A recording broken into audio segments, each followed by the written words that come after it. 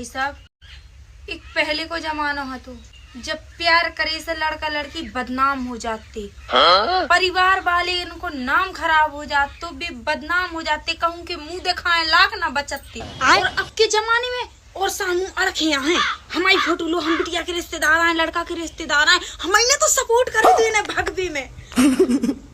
और एक आज को प्यार है, प्यार कर लो, जबरदस्ती शादी कर लो, तुम फेमस।